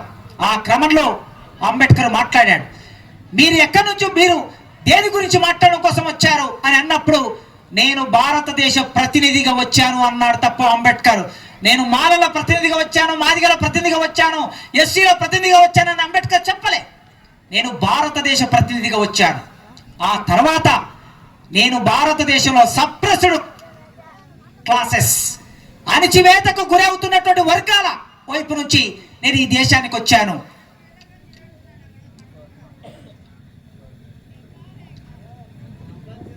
ఈ అణిచివేతకు గురవుతున్న వాళ్ళు, అందులో మహిళలు ఉన్నారు, ఆడవాళ్ళు ఉన్నారు, బీసీలు ఉన్నారు, ఎస్సీలు ఉన్నారు, ఎస్టీలు ఉన్నారు, అణిచివేత గురయ్యే మత మైనార్టీలు ఉన్నారు. అందరి తరపు నేను వచ్చి మాట్లాడుతున్నాను, దేశ ప్రతినిధిగా మాట్లాడుతున్నానంటే ప్రపంచ మీడియా మొత్తం అంబేద్కర్ గురించి రాసింది. అప్పుడు ఇండియాలో సబర్మతి ఆశ్రమంలో పడుకొని ఉన్నటువంటి మిస్టర్ గాంధీ గారు సబర్మతి ఆశ్రమంలో ఉన్నారు. ఆనాడు కాంగ్రెస్ మొత్తం రౌండ్ టేబుల్ సమావేశాన్ని బహిష్కరించింది. మేము ఎవరని రాము అని చెప్పింది. కానీ అంబేద్కర్కి వెళ్ళాడు. వెళ్ళిన తర్వాత ఇక్కడ గాంధీ అనుకున్నాడు, నేను భారతదేశ ప్రతినిధిని కదా, బ్రిటిష్ వాళ్ళ తరఫున మాట్లాడవలసిన భారత ప్రతినిధి నేను, కానీ ఇప్పుడు అంబేద్కర్ ఏమిటి భారతదేశ ప్రతినిధి అంటున్నాడని చెప్పి గాంధీ అండ్ కాంగ్రెస్ బిత్తరపోయింది. పేపర్లన్నీ తాటికాయంత అక్షరాలతో అంబేద్కర్ గురించి రాశాయి, ప్రపంచం రాసింది. అప్పుడు ఈ దేశంలో కులానికి సంబంధించిన సమస్య అంతా ప్రపంచ యవనిక మీద మీడియా దగ్గరికి తీసుకెళ్లాడు అంబేద్కర్. ఇంగ్లాండ్లో నిలబడి సింహంలాగా గర్జించాడు. భయపడలే బ్రిటిష్ ప్రభుత్వానికి. బ్రిటిష్ ప్రభుత్వంతో ఏం మాట్లాడాడు? వైస్రాయ్తో మాట్లాడాడు, ప్రధానితో మాట్లాడాడు, రౌండ్ టేబుల్ కాన్ఫరెన్స్ కి ఎవరైతే దాన్ని ప్రిసైడ్ చేస్తున్నారో వాళ్ళతో మాట్లాడారు. ఈ దేశాన్ని 200 సంవత్సరాలు పరిపాలించారు, పీల్చి పిప్పి చేశారు, దోపిడీ చేశారు, దౌర్జన్యం చేశారు. ఇక నుంచి మీరు ఈ దేశాన్ని వదిలిపెట్టి వెళ్ళిపోండి అని అంబేద్కర్ ఇంగ్లాండ్లో ఉండి మాట్లాడాడు, ఇండియాలో ఉండి కాదు. ఇంగ్లాండ్కు వెళ్ళి మాట్లాడాడు. That is doctor B R Ambedkar. అక్కడ మాట్లాడి తిరిగి ఇండియాకు వచ్చాడు. 30లో రౌండ్ టేబుల్ సమావేశాలు అయిపోయిన తర్వాత 30లో భారత ప్రభుత్వ చట్టం వచ్చింది. మొదటి ప్రపంచ యుద్ధం ఎప్పుడో జరిగిపోయిన తర్వాత రెండవ ప్రపంచ యుద్ధం వచ్చింది. రెండవ ప్రపంచ యుద్ధంలో బ్రిటిష్ గవర్నమెంట్ బాగా నష్టానికి గురైంది. ఇక భారతదేశాన్ని పరిపాలించే శక్తి వాళ్ళకు లేదు. అప్పుడు క్యాబినెట్ మిషన్ ప్లాన్ అని ఒక మిషన్ ప్లాన్ పంపించారు ఇండియాకి. ఇండియాకి మేము స్వాతంత్రం ఇవ్వాలనుకుంటున్నాం, కానీ స్వాతంత్రం ఇచ్చే ముందు ఆ దేశానికి ఒక రాజ్యాంగం ఉండాలి కనుక ఆ రాజ్యాంగం రాసుకోవడానికి ఒక కమిటీని ఏర్పాటు చేయాలని క్యాబినెట్ మిషన్ ప్లాన్ ఇండియాకి వస్తే, ఆ ఇండియాకి వచ్చినప్పుడు భారత రాజ్యాంగ పరిషత్ ఏర్పడితే ఆ రాజ్యాంగ పరిషత్తులోకి సభ్యులను ఎన్నుకోవాలి. ఎట్లా ఎన్నుకుంటారు? ఓట్లేసి ఎన్నుకోవాలి. ఒక రకంగా ఓట్లేసి ఎన్నుకోవాలి, మరో రకంగా రాజులు కొద్ది మందిని పంపిస్తారు, ఇంకో రకంగా బ్రిటిష్ గవర్నమెంట్ నామినేట్ చేస్తుంది. అయితే అంబేద్కర్ను ఆయన ఎన్నికల్లో పోటీ చేశాడు. మహారాష్ట్ర నుంచి పోటీ చేశాడు రాజ్యాంగ పరిషత్తులోకి రావడానికి. పోటీ చేస్తే అంబేద్కర్ వస్తే రాజ్యాంగ పరిషత్తులో మళ్ళీ అడుగుతాడు, ఈ దేశం గురించి అడుగుతాడు, హక్కులు అడుగుతాడు, ప్రజాస్వామ్యం గురించి అడుగుతాడు, సమానత్వం గురించి అడుగుతాడు, ఈ దేశంలో చదువు లేని వాళ్ళకి చదువు కావాలని అడుగుతాడు. కనుక అంబేద్కర్ రానివద్దని చెప్పి ఆనాడు ఉన్నటువంటి వాళ్ళందరూ కుట్ర చేశారు. మిత్రులారా, ఇవాళ చాలా మంది అంటారు, ఇవాళ పేపర్లో మీరు ఈనాడు పేపర్లో చూసి ఉంటే మోడీ గారు కాశ్మీర్లో నిలబడి మాట్లాడుతున్నారు. ఏం మాట్లాడుతున్నారు? మేము అధికారంలోకి వస్తే రాజ్యాంగాన్ని తీసేస్తామని కొందరు అంటున్నారు. మేము రాజ్యాంగాన్ని తీసేయం. కాంగ్రెస్ పార్టీ ఆనాడు అంబేద్కర్ని ఓడించింది అని మాట్లాడాడు. ఇవాళ మోడీ గారు మాట్లాడుతున్నారు రాజ్యాంగం మారుస్తారని ఒకరంటే, మేము రాజ్యాంగాన్ని మార్చమని మరొకరు అంటున్నారు. ఇక్కడ కాంగ్రెస్ కు బీజేపీకి నేనేం తేడా చూడదలుచుకోలేదు. ఇవి రెండు ఒకటే. ఆనాడు అంబేద్కర్ని ఓడించింది కాంగ్రెస్ పార్టీ, ఈనాడు అంబేద్కర్ ఆలోచన విధానాన్ని, అంబేద్కర్ కోరుకున్న సమానత్వాన్ని ధ్వంసం చేస్తున్నది బీజేపీ పార్టీ. ఈ రెండింటికి ఏం తేడా లేదు. కనుక అంబేద్కర్ ఆనాడు మహారాష్ట్ర పోటీ చేస్తే అంబేద్కర్ని ఓడించారు. ఓడించిన తర్వాత ఎక్కడో ఒక ఆయన పశ్చిమ బెంగాల్ రాష్ట్రంలో ఒక పెద్ద మనిషి అంబేద్కర్ను ఓడిపోయిన తర్వాత ఆయన బాధపడ్డాడు.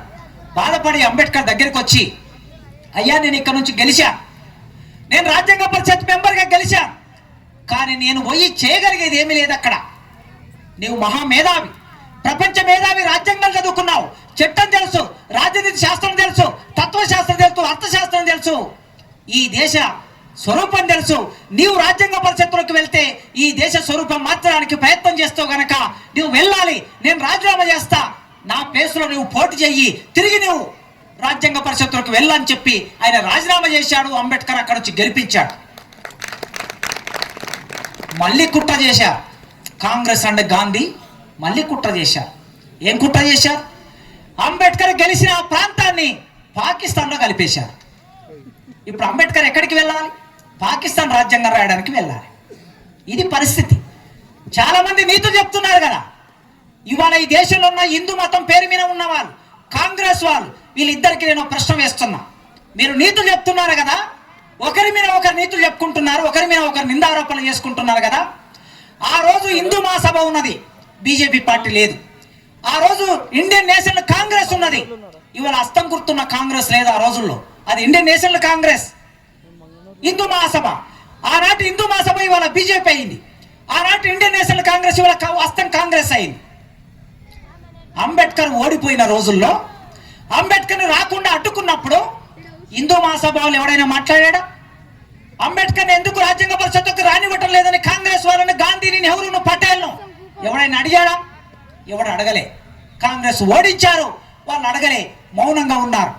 అప్పుడు అంబేద్కర్ బ్రిటిష్ గవర్నమెంట్కు లేఖ రాశాడు, ఈ దేశంలో రాజకీయ స్వాతంత్రం కావాలనుకుంటున్నాను నేను, కానీ నా ప్రజలకి సామాజిక స్వాతంత్రం లేని చోట నువ్వు రాజకీయ స్వాతంత్రం ఇచ్చినా ఒకటే, ఇవ్వకపోయినా ఒకటే, ఈ దేశంలో రాజ్యాంగ పరిస్థితులకు వెళ్ళడానికి నాకు అవకాశం లేనప్పుడు నా ప్రజల గురించి నేను ఏం రాస్తాను, నా ప్రజల గురించి నేను ఇన్నాళ్ళు చేసిన పోరాటం దాని ఫలితం ఏమిటి అని అంబేద్కర్ రాస్తే అప్పుడు బ్రిటిష్ గవర్నమెంట్ నెహ్రూకు లేఖ రాసింది. నెహ్రూకు ఎందుకు రాసిందంటే నెహ్రూ ఆనాడు ప్రధానమంత్రి. తాత్కాలిక ప్రభుత్వం ఏర్పడింది 1946లో. ఆ తాత్కాలిక ప్రభుత్వానికి ఆయన ప్రధానమంత్రి ఆయనకు లేఖ రాసింది. మీరేం చేస్తారో తెలియదు, అంబేద్కర్ భారత రాజ్యాంగ పరిషత్తులో మెంబర్గా ఉండవలసిందే, ఆయన మెంబర్గా లేకుండా ఆ దేశంలో రాజ్యాంగ పరిషత్తు ఏర్పడడానికి వీలు లేదని బ్రిటిష్ గవర్నమెంట్ హుకుం జారీ చేస్తే అప్పుడు మళ్ళీ మహారాష్ట్ర నుంచి కాంగ్రెస్ పార్టీ అంబేద్కర్ని గెలిపించి పరిషత్తులోకి తీసుకొచ్చిన తర్వాత ఏం చేశారో తెలుసా? రాజ్యాంగ పరిషత్తుకు డ్రాఫ్టింగ్ కమిటీ ఏర్పడితే డ్రాఫ్టింగ్ కమిటీకి అంబేద్కర్ను చైర్మన్ చేశారు. అప్పుడు అంబేద్కర్ ప్రెస్లో మాట్లాడాడు, నేను రాజ్యాంగ పరిషత్తులోకి వస్తానో రానో అని నేను అనుకుంటే ఇప్పుడు రాజ్యాంగ పరిషత్తులోకి వచ్చిన తర్వాత అసలుకి రాజ్యాంగాన్ని రాసే బాధ్యతను నా చేతిలో పెట్టారు, ఇదేమిటి ఆశ్చర్యం, ఏం చేయదలుచుకున్నారు అంటే అంబేద్కర్ భుజాల మీద తుపాకీ పెట్టి మనల్ని కాల్ చేయాలనుకున్నారు వాళ్ళు. అంబేద్కర్ తెలిసి విషయం అయినా సరే ఈ దేశానికి రాజ్యాంగం రాయవలసిన ఒక బాధ్యత వచ్చినప్పుడు దాని భుజాల మీద ఎత్తుకున్నాడు. తన జీవితాన్ని త్యాగం చేశాడు, తన ఆరోగ్యాన్ని త్యాగం చేశాడు, తన డబ్బును త్యాగం చేశాడు. కుటుంబం అప్పటికే చాలా నష్టపోయి ఉన్నది. ఈ దేశం అంబేద్కర్ని ఎట్లా చూసింది? అంటరాని వాడిగా చూసింది, దూరం పెట్టింది, మనిషిగా చూడలేదు, కన్నీళ్లు కారేటట్లు చేసింది, రక్తం మరిగేటట్లు చేసింది. అట్లాంటి దేశం, ముట్టుకొని దేశం, కౌగులించుకొని దేశం, ఈ దేశానికి రాజ్యాంగం రాయాల్సి వచ్చినప్పుడు గాంధీ రాయాలి, నెహ్రూ రాయాలి, పటేల్ రాయాలి, రాజేంద్ర ప్రసాద్ రాయాలి, సరోజిని నాయుడు రాయాలి, అంటరాని వాడైన డాక్టర్ బిఆర్ అంబేద్కర్ మాత్రమే ఈ దేశానికి రాజ్యాంగం రాసిచ్చాడు. ఆ రాజ్యాంగం గొప్పదా, ఎంత గొప్పది ఏమిటని చర్చ చేసుకోవచ్చు మనం తర్వాతి కాలంలో. కానీ ఆనాడు ఒక సందర్భం వచ్చినప్పుడు మాత్రం చేపట్టినప్పుడు ఎన్ని రకాల అవమానాలు ఎదుర్కొన్నాడు. రాజ్యాంగ పరిషత్తులో కూడా 2000 ఉపన్యాసాలు ఇచ్చాడు, ఎంతో చిత్తుప్రతి తయారు చేసుకున్నాడు. ఆయన చేసిన ఆర్గ్యుమెంట్ వలన కొన్ని హక్కులు, ప్రాథమిక హక్కులు ఇవాళ మనం అందరం అనుభవిస్తున్నాం. నన్ను అరెస్ట్ చేసి జైల్లో పెడితే రాజ్యాంగం నాకు హక్కు ఇచ్చింది. ఏం హక్కు ఇచ్చింది? కేసీఆర్ నన్ను అరెస్ట్ చేసి జైల్లో పెట్టాడు, 5 నెలలు జైల్లో పెట్టాడు. కానీ నాకు అంబేద్కర్ ఇచ్చిన హక్కు ఏమిటంటే, ఆ హక్కు ఏం చెప్తుందంటే ఏ మనిషి అయినా స్వేచ్ఛగా మాట్లాడే హక్కు ఉన్నది, ఏ మనిషి అయినా స్వేచ్ఛగా రాసే హక్కు ఉన్నది, ఏ మనిషి అయినా స్వేచ్ఛగా సంచరించే హక్కు ఉన్నది, ఆ మనిషిని బంధించడానికి వీల్లేదని చెప్పి ఆర్టికల్ 14, ఆర్టికల్ 15, 16, 17, 18 వరకు ఈ ఆర్టికల్ చెప్తున్నది, రాజ్యాంగం చెప్తున్నది. ఆ రాజ్యాంగం చెప్తున్నది కనుక ఆ రాజ్యాంగం ప్రకారం 5 నెలల తర్వాత ఆయన బెయిల్ తీసుకొని బయటకు రాగలిగారు. ఆ రాజ్యాంగమే లేకపోతే నా మాటకు అర్థం ఉండదు. ఇవాళ నేను బెయిల్ మీద ఉన్నా. నిజానికి నేను విడుదలయ్యి ఇప్పటికి 4 ఏళ్ళు అయింది. 4 ఏళ్ల తర్వాత కూడా నా మీద పెట్టిన 5 కేసులు, 5 కేసులలో బెయిల్ మీద ఉన్నా. అయినా నా మాట ఆపలే, నా రాత ఆపలే. ఈ హక్కు నాకు ఎట్లొచ్చింది? భారత రాజ్యాంగం కల్పించింది. ఈ హక్కు నా ప్రజలకు ఉండాలని అంబేద్కర్ ఆనాడు కొడుకున్నాడు. ఈ దేశంలో సమానత్వం లేదు కనుక మనువాదం అనేది సమానత్వాన్ని బోధించలే. మనువాదం ఏం బోధించిందంటే పై కులాల వాళ్ళు చదువుకోవాలా, కింది కులాల వాళ్ళు పనిచేసి పెట్టాలా, సేవ చేసి పెట్టాలని మనువాదం చెప్పింది. అంబేద్కర్ రాసిన రాజ్యాంగం ఏం చెప్పింది? ఈ దేశంలో ప్రతి ఒక్కరూ చదువుకునే హక్కును భారత రాజ్యాంగం కల్పించి, ప్రతి ఒక్కరు. అందుకే వెంకటన్న చెప్పాడు కదా, అందుకే ఆయన హెడ్ మాస్టర్ అయ్యాడు, నేను ప్రొఫెసర్ అయ్యాను, ఇంకో లెక్చరర్ అయ్యాడు, మంగి విజయ్ రాజకీయ నాయకుడు అయ్యాడు, ఓడు ఎమ్మెల్యే అయ్యాడు, ఓడు ఎంపీ అయ్యాడు, ఓడు మంత్రి అయ్యాడు. చదువుకున్నాం గనక, అంబేద్కర్ హక్కుని కల్పించాడు గనక ఆడవాళ్ళైనా మగవాళ్ళైనా రంగుతో భాషతో సంబంధం లేకుండా ఎవరైనా సరే చదువుకోవచ్చని మనువాదాన్ని ఒక్క కలంపోటుతో కొట్టేసి సమానత్వం అనే రాజ్యాంగాన్ని ఇచ్చాడు అంబేద్కర్. ఆ రాజ్యాంగం వలన ఇవాళ ఇంతమంది మనం ఇక్కడ కూర్చోగలిగిన. ఆర్థిక సమానత్వం, రాజకీయ సమానత్వం, సామాజిక సమానత్వం, విద్యలో సమానత్వం రాజ్యాంగంలో రాసి పెట్టాడు. ఆ రాజ్యాంగంలో వాళ్ళకు ఉపయోగపడేట్లేవా ఉన్నాయి. ఆయనే చెప్పాడు, మనమేమి వాళ్ళ కొత్తగా దాంట్లో తీసి చెప్పాల్సిన అవసరం లేదు. అంబేద్కర్ చెప్పాడు, ఈ రాజ్యాంగం మొత్తం నేను ఒప్పుకొని రాసినాను అనుకోకండి నా మిత్రులారా. ఈ రాజ్యాంగంలో నాకు ఇష్టం లేని విషయాలు చాలా రాశాను, నాకు ఏమాత్రం నా మనసు అంగీకరించని విషయాలు చాలా రాశాను. ఎందుకు రాశానంటే నా ప్రజలకి కావలసిన హక్కుల్ని సాధించుకునే క్రమంలో నేను కొన్ని సందర్భాల్లో రాజీపడ్డాను. ఈ రాజీపడి హక్కులు సాధించి పెట్టాను. అందుకే ఈ రాజ్యాంగంలో ఎన్ని మంచి విషయాలు ఉన్నాయి, ఎన్ని చెడ్డ విషయాలు ఉన్నాయనే దేని మీద ఆధారపడి ఉంటుంది. 1949 నవంబర్ 26వ తారీఖు నాడు భారతదేశ రాజ్యాంగాన్ని 5 మంది పెద్ద మనుషుల చేతుల్లో పెట్టాడు. మీరు ఆ ఫోటో చూస్తూ ఉంటారు. నెహ్రూ, బాబు రాజేంద్ర ప్రసాద్, సర్దార్ పటేల్, మౌలానా 5 మంది నిలబడి ఉంటారు. వాళ్ళ చేతిలో అంబేద్కర్ రాజ్యాంగం పెడుతూ ఉంటాడు. అప్పుడు ఏమన్నాడంటే, ఈ రాజ్యాంగం గొప్పది కావాలంటే ఈ దేశాన్ని పరిపాలించే వాళ్ళు గొప్ప వాళ్ళు కావాలి. రాజ్యాంగం గొప్పదైనంత మాత్రాన ఈ దేశం గొప్పది కాదు. రాజ్యాంగం గొప్పదైనంత మాత్రాన పాలకులు గొప్పవాళ్ళు కాదు. పరిపాలించే వాళ్ళు గొప్ప వాళ్ళు అయినప్పుడే రాజ్యాంగం గొప్పదవుతుంది. పరిపాలించే వాళ్ళు చెడ్డ వాళ్ళు అయితే రాజ్యాంగం కూడా అది పనికి రాకుండా పోతుంది. అట్లాంటి సందర్భం వచ్చినప్పుడు ఈ రాజ్యాంగాన్ని తగలబెట్టే వారిలో నేనే మొదలుంటాను, కానీ అట్లా కావాలని నేను కోరుకోవటం లేదు అని అంబేద్కర్ ఆనాడు చెప్పాడు. ఇంత ధైర్యంగా చెప్పగలిగిన శక్తి భారత రాజ్యాంగం రాసేవారు ఇట్లా చెప్పాడంటే ఆ రాజ్యాంగం ఎవరికెంత ఉపయోగపడుతుందో మనకు అర్థమవుతున్నది. అయినా ఈ కాస్త హక్కులు మనకు వచ్చాయంటే ఆ హక్కుల మీద మనం అనుభవిస్తున్నామంటే ఆ రాజ్యాంగ ఫలితం వల్లనే అనుభవిస్తున్నాం. రాజ్యాంగం అమల్లోకి వచ్చి 73 ఏళ్ళు అయింది. అంబేద్కర్ చనిపోయాడు. ఈ రాజ్యాంగం రక్షించుకోమన్నాడు, సంపద రక్షించుకోమన్నాడు, రాజ్యాధికారంలోకి వెళ్ళమన్నాడు, జ్ఞానం పెంచుకోమన్నాడు, ఆలోచన పెంచుకోమన్నాడు. 73 ఏళ్ళు అయింది.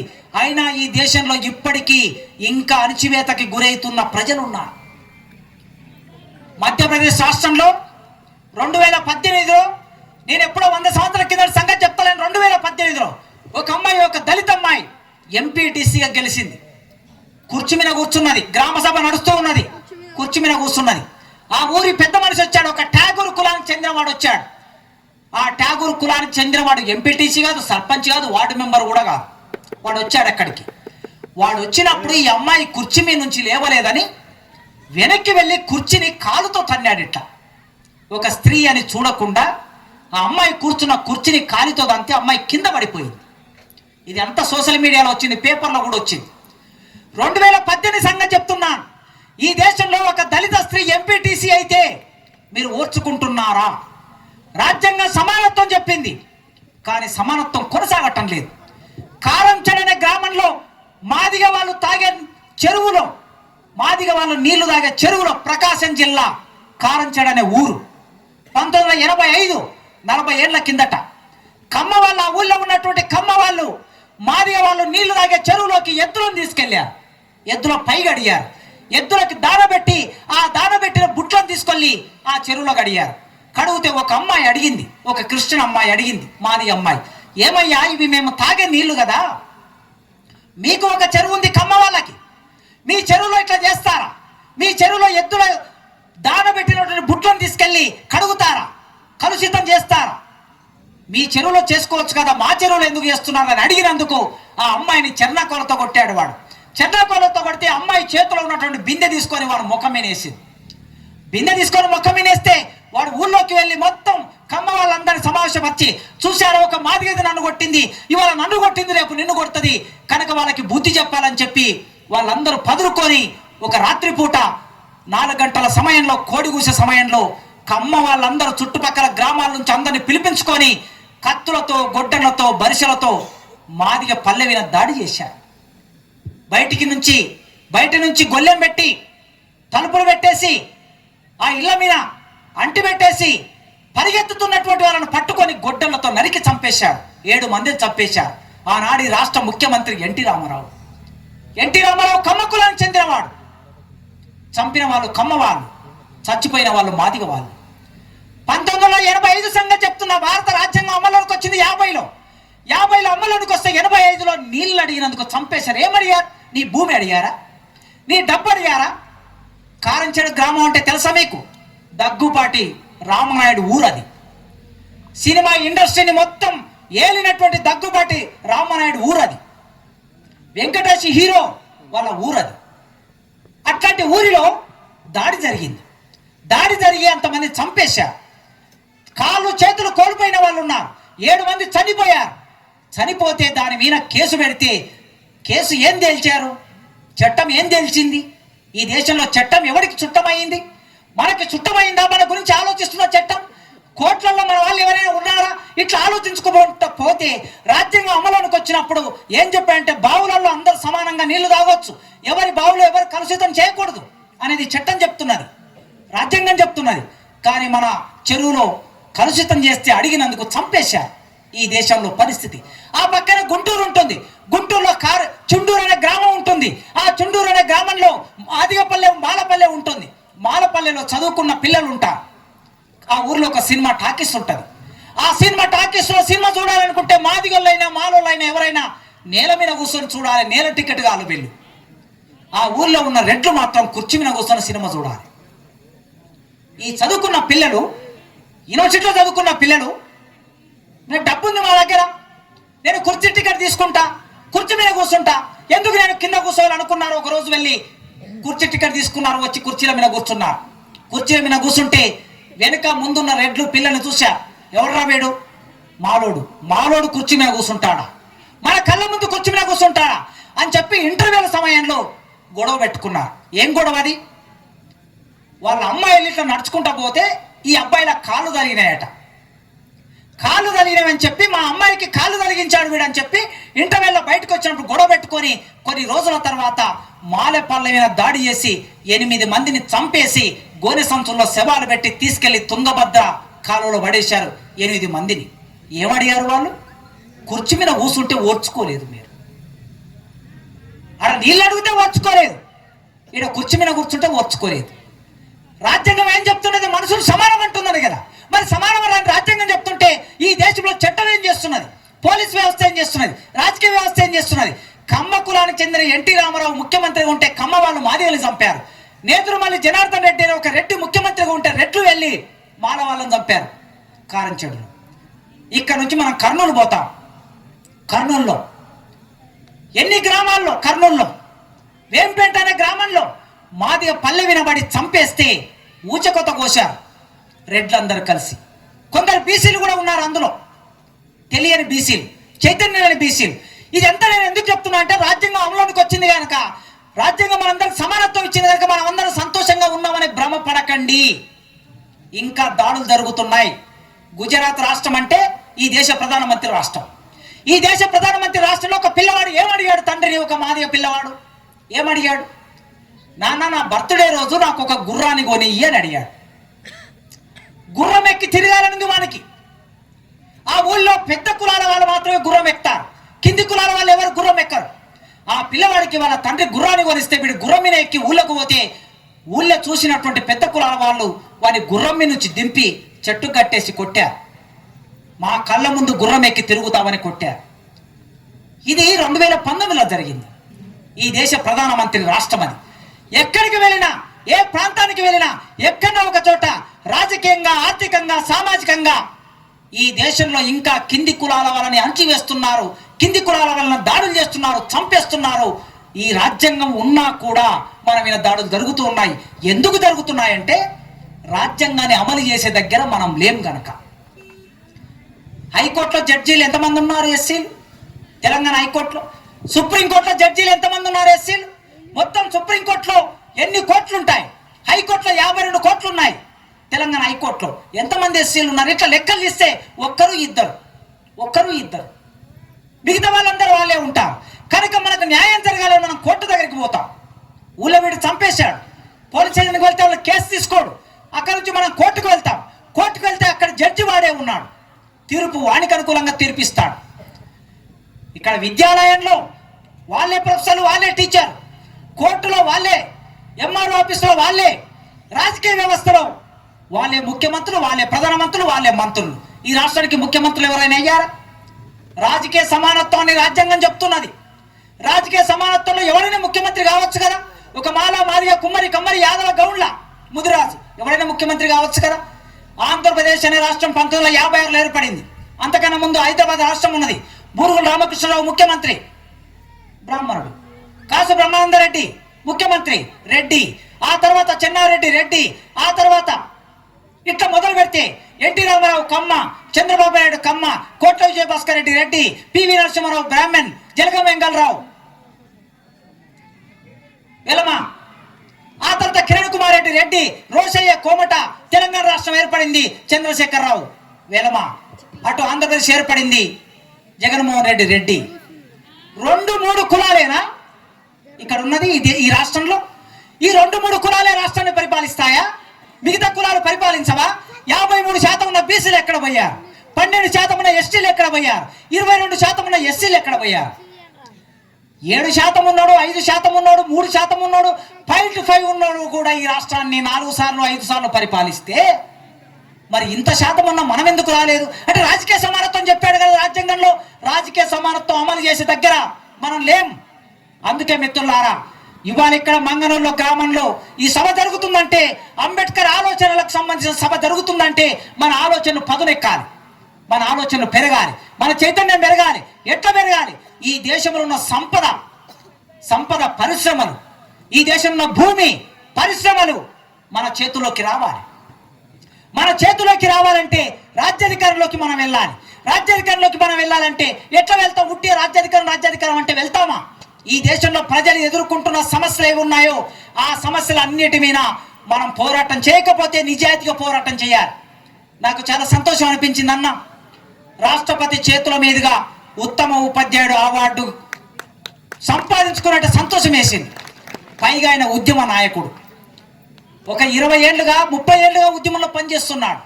మన వాళ్ళు ఉద్యమాల పేర్లు చెప్పి స్కూల్కి వెళ్ళడం మానేస్తారు, ఉద్యమాల పేర్లు చెప్పి పాఠాలు చెప్పడం మానేస్తారు, పని చేయడం మానేస్తారు. ఇప్పటి నుంచి మనం, ఈ దేశం మనది, ఈ దేశం మనది, ఈ రాజ్యాంగం మనది, ఈ సంపద మనది. కనుక మనం ఎక్కడున్నా సరే చిత్తశుద్ధిగా మన పనిని మొదలు పెట్టాలి. నువ్వు టీచరా, నువ్వు లెక్చరరా, నువ్వు ప్రొఫెసరా, నువ్వు ఎంఆర్ఓనా, నువ్వు డ్రైవరా, లేదా నువ్వు ఆర్టీఓ, నువ్వు కలెక్టరా, రాజకీయ నాయకుడుగా, మనందరం మన పనులు మనం సరిగ్గా చేయకపోతే, మనం సోమరిపోతులైతే, మనం పని ఎగ్గొట్టే వాళ్ళమైతే ఎవరికి నష్టం జరుగుతుందంటే మన ప్రజలకే నష్టం జరుగుతుంది. నేను క్లాసులో పాఠం చెప్పకపోతే, ఇవాళ నా క్లాస్ రూమ్లో 45 మంది ఉంటారు. యూనివర్సిటీలో 45 మంది ఫస్ట్ ఇయర్, 40 మంది సెకండ్ ఇయర్ ఉంటే, ఈ 2 సెక్షన్లో 90 మంది ఉంటే, ఈ 90 మందిలో అందరూ నా పిల్లలే. ఎస్సీలు, ఎస్టీలు, బీసీల పిల్లలే. ఇప్పుడు ఎవరు వాళ్ళు లేరు. ఆ సోకాళ్ళు పేర్లు ఎవరైతే నేను చెప్పాను ఆ పేర్లు ఉన్న వాళ్ళు యూనివర్సిటీలో లేరు, ఆ పేర్లు ఉన్న గవర్నమెంట్ స్కూల్లో లేరు. నేను ఒకరోజు పాఠం చెప్పకపోతే నష్టం ఎవరికి జరుగుతుంది? నా బిడ్డలకేం జరుగుతుంది? నేను ఇక్కడ వేదిక మీద వచ్చి నీతులు చెప్తా, అక్కడికి వెళ్ళి పాఠం చెప్పకుండా ఉంటే ఈ దేశానికి క్లాస్ రూమ్కు నష్టం, ఈ దేశానికి నష్టం. కనుక మన పనులు మనం చిత్తశుద్ధితో పనిచేసినప్పుడే ఈ దేశాన్ని మన చేతుల్లోకి తీసుకోగలుగుతాం. నువ్వు రాజకీయ నాయకుడు అయితే, రాజకీయం ఎంపిక చేసుకుంటే చిత్తశుద్ధిగా రాజకీయం చేయి. నువ్వు ప్రజల్లో ఉండు, సమస్యలు చూడు. రేషన్ సమస్య ఉంటుంది, రేషన్ కార్డు సమస్య ఉంటుంది, పోలీస్ స్టేషన్ సమస్య ఉంటుంది, పెన్షన్ రాదు, భూమి సమస్య ఉంటుంది, రకరకాల సమస్యలు ఉంటాయి. ఆ సమస్యల దగ్గరికి వెళ్ళి నువ్వు ప్రజలతో ఉన్నప్పుడే నీకు ఓట్లు వేస్తారు తప్ప ఊరికే ఓట్లు మనవే, సీట్లు వారే, ఓట్లు వేయండి అంటే ఎవడేస్తాడండి ఓట్లు? నీవు పండుకునేది హైదరాబాద్లో, ఊరికి వచ్చి ఓట్లు వేయమంటే, నేను మా ఊరికి వెళ్ళి వార్డు మెంబర్గా నిలబడినా కూడా నాకు ఎవడు ఓట్లు వేయడు. ఎందుకు వేయడు? ఆ ఊరిలో నా వార్డులో ఉన్న వాళ్ళకి రేషన్ కార్డు కావాలంటే మా ఊరి రెడ్డి చెప్తేనే రేషన్ కార్డు వస్తుంది, మా ఊరి రెడ్డి చెప్తేనే పోలీస్ స్టేషన్లో పని అవుతుంది, మా ఊరి రెడ్డి చెప్తేనే బ్యాంకులో లోన్ వస్తుంది, మా ఊరి రెడ్డి చెప్తేనే పెన్షన్ వస్తుంది. మరి నేను చెప్తే ఎవడు పెన్షన్ ఇస్తాడు? ఇయ్యడు. మరి అట్లాంటప్పుడు నేను అడిగితే నాకు ప్రేమ చూపిస్తారు, ఇంటికి వస్తే భూమి పెడతారు, కానీ ఓటు అయ్యారు. ఎందుకు అయ్యారంటే రోజు వానికి పనిచేసి పెట్టేవాడు ఎవడైతే ఉన్నాడో వానికే ఓటేస్తారు. అందుకే మంగి విజయ్ బాగా తిరుగుతాడు జనాల్లో తిరగకపోతే మనకి ఎవరు ఓట్లేరండి. ప్రజలు పట్టుకొని ఉండాలి మనం ఎప్పుడు. నువ్వు రాజకీయ నాయకుడు కావాలనుకుంటే నువ్వు నిజాయితీగా ప్రజలు పట్టుకొని ఉండి నువ్వు పోరాటం చేయి. నువ్వు టీచర్ అయితే నువ్వు టీచర్ పనే చేయి. క్లాస్ రూమే మనకి పెద్ద ప్రయోగశాల. నువ్వు ఎక్కడెక్కడికి వెళ్ళి పెద్ద పెద్ద విషయాలు చెప్పాల్సిన అవసరం లేదు. మన పిల్లలు ఇవాళ వస్తారు క్లాస్ రూమ్లోకి, వైట్ పేపర్ లాగా వస్తారు.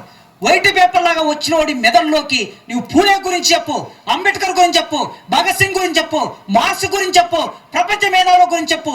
వాడే క్లాస్ రూమ్లోంచి చైతన్యం కలిగినటువంటి దీపంలాగా, జ్యోతిలాగా బయటకు వస్తాడు. అది జరగాలి. అందుకే రాజ్యాంగం అమలు కావాలంటే మనమందరం చైతన్యమై చిత్తశుద్ధితో మనం ఆయా రంగాల్లో పనిచేయటం అనే ఒక ప్రతిజ్ఞ మనం తీసుకోవాలి. రెండో ప్రతిజ్ఞ కొండయ్య గారు అప్పటి నుంచి చెప్తున్నారు, ఆయన ఉపన్యాసంలో కూడా చెప్పారు. ఈ రాష్ట్రంలో, ఈ దేశంలో అత్యధిక తాగుబోతులు ఎవరయ్యా అంటే మళ్ళీ మనమే. మన సంపద వాళ్ళ దగ్గరికి పోతుంది. వాళ్ళు తాగుతలేరంటే వాళ్ళు తాగుతున్నారు. వాడు ₹1,00,000 బాటిల్ తాగుతాడు.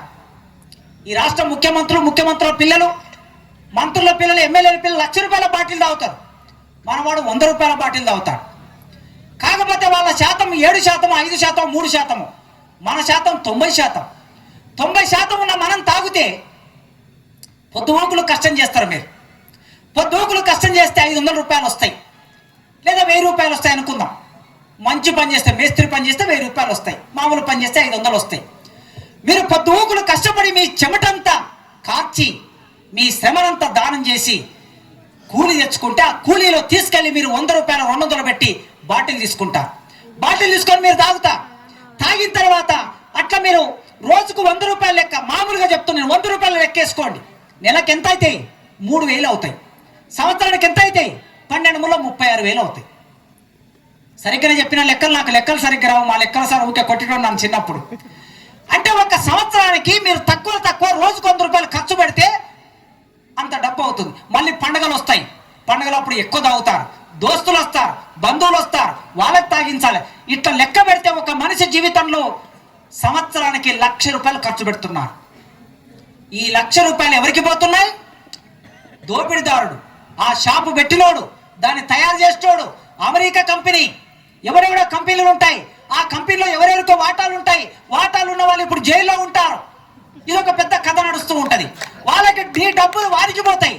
నీకేం జరుగుతుంది? నీ కాద్యం చెడిపోతుంది, నీ కిడ్నీ చెడిపోతుంది, నీ గుండె చెడిపోతుంది, నీ ఊపిరితిత్తులు చనిపోతాయి. చిట్ట చివరికి నువ్వు మంచం మీద పడతావు, నీకు టీబీ వస్తుంది. నీవు టీబీ వచ్చి దగ్గుతూ ఉంటే, నువ్వు మలమూత్రాలు మంచం మీద పోసుకుంటే, నీ మలమూత్రాలను ఎత్తేసేది నీ భార్య. నీ భార్య ఎక్కడి ఇంటి నుంచో నీ దగ్గరికి వచ్చింది, అన్యం పుణ్యం తెలవకుండా తల్లిదండ్రులు వదిలేసి నీ దగ్గరికి వచ్చింది, పెళ్లి చేసుకున్నది. మరి అట్లాంటి భార్య నువ్వు సంతోష పెడతావా? తాగి వస్తున్నటువంటి భర్త ఇంటికి వస్తే, ఆ తాగి వచ్చే భర్తను చూసి ఆ భార్య ఎంత బాధపడుతుందో ఒక్కసారి మీరు గుండె మీద చేసుకొని ఆలోచించండి.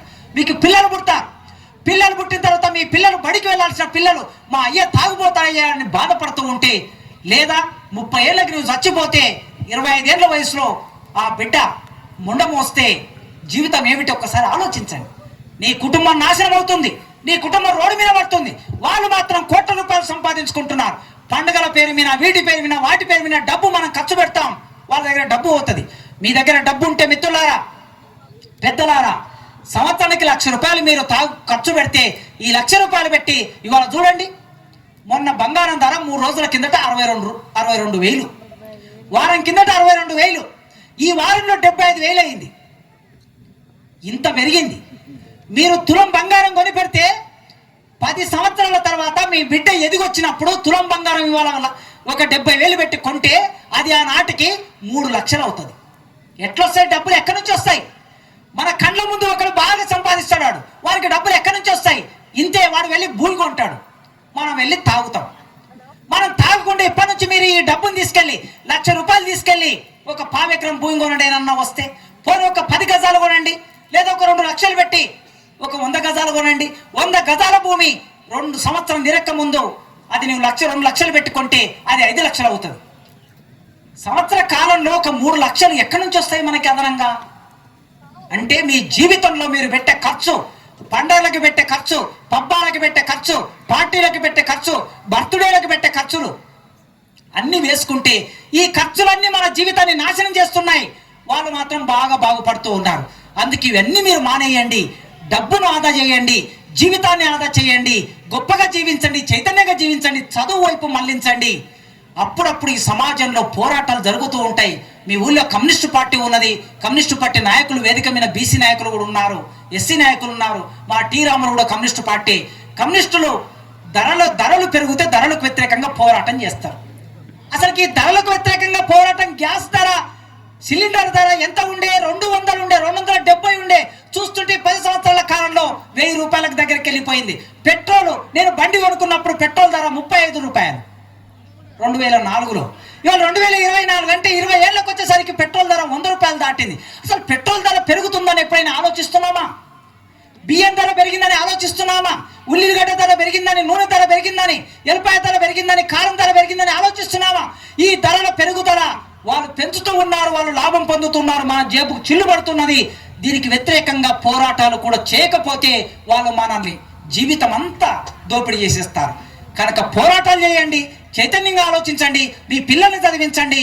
మీరు సమాజం గురించి సంస్కారవంతంగా మంచిగా మీ జీవితాన్ని కాపాడుకోండి. హాస్పిటల్కు పోతే హాస్పిటల్లో కూడా అయితే రెడ్లవి లేకపోతే కమ్మల్లయి, లేకపోతే వెలుమల్లయి. ఈ 3 కులాల వాళ్ళవే హాస్పిటళ్ళు ఉంటాయి, మిగతా ఎవరి ఉండవు. మళ్ళీ హాస్పిటల్ కొద్ది మన డబ్బు వాళ్ళ చేతుల్లోకి పోతుంది. కనుక ఇవన్నీ మీరు ఆలోచించాలని ఈ సందర్భంగా అంబేద్కర్ భావాల మీద ఈ సభను పెట్టి, ఈ సభలో మీతో మాట్లాడడానికి, ఇంతసేపు మీతో మాట్లాడడానికి నన్ను ఇక్కడికి ఆహ్వానించి మీరు ఇంతసేపు ప్రశాంతంగా విన్నటువంటి మీ అందరికీ పేరు పేరున ఉద్యమాభివందనాలు తెలియజేస్తూ, కృతజ్ఞతలు తెలియజేస్తూ, గద్దర్ రాశాడు ఒక పాట కారంచెడు సందర్భంలో. కారంచెడులో కలదొక పల్లె, కారంచెడులో కలదొక పల్లె, పల్లె పేరురా మాదిగ పల్లె, మాల సాయబు ఒడ్డెర జాతికి మాదిగ పల్లె తల్లి లాంటిది, శరణు గోరిన శత్రువునైనా ప్రేమతో చూసే పేదల పల్లె, ఊరే గీరని ఎవడన్నంటే మాటలు చక్కగా రాని అంటది, ఆస్తిపాస్తులు లేకున్నా మా ఆత్మగౌరవము ఉందంటది, ఉన్న బట్టలను తెల్లగా ఉతికి మల్లె పువ్వులా పల్లెలుంటారు, కురిచిలో కూసొని కాపి దాగుతే ఉన్న దొరలకే కడుపుల మంట, ఎవనబ్బా సొమ్మేం తింటలేం మా సొమ్మో మా ఇష్టమంటది దళిత పులులమ్మ. కారంచెడులో కలదొక పల్లె, పల్లె పేరురా మాదిగ పల్లె, మాల సాయం ఒడ్డెర జాతికి మాదిగ పల్లె తల్లి లాంటిది.